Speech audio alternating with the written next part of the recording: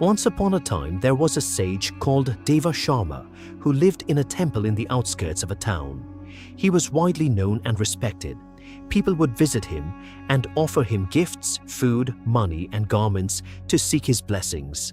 The gifts that he did not need for himself, he would sell off and got rich on the proceeds. And by nature, he trusted nobody. He never trusted anybody. So, he kept all his money in a bag which he carried under his arm all the time. He would not part with the bag for a single moment. One day, a swindler came across the sage, and he became sure that the bag this holy man was so possessive of must surely contain a lot of treasure. He planned on stealing the bag from the sage, but could not think of a way to do so.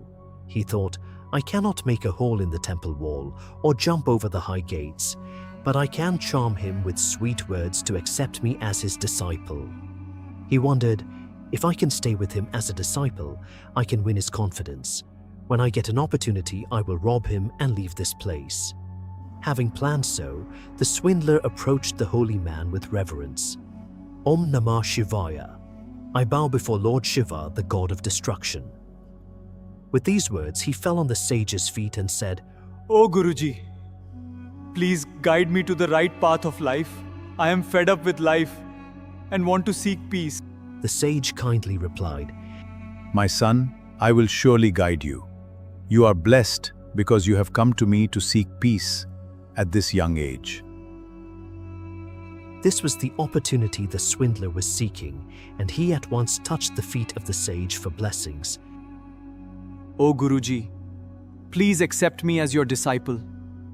I will do whatever you ask me to do." The sage accepted the swindler as his disciple, but only on a condition. He said, "A holy man as me is recommended to spend the night alone, without company. This helps me to meditate also. So you will not be allowed to enter the temple at night. At night, you will sleep in a hut at the gate of the temple." The swindler agreed. "I shall willingly serve your wishes in every way that you ask me to." In the evening, the sage initiated the rituals and formally took the swindler as his disciple. The swindler in return proved himself an obedient disciple. He massaged his hands and feet, washed his feet, and helped him with all the rituals along with cleaning the temple. Although the sage was happy with his disciple, the swindler could not gain enough confidence for the sage to part with his bag when he was around. As days passed by, the swindler started getting frustrated. "He does not trust me enough to leave the bag with me. I can gain access to the bag if I kill him with a knife or feed him with poison." When he was thinking all this, the swindler saw a young boy visit the sage. He was the son of one of the sage's followers.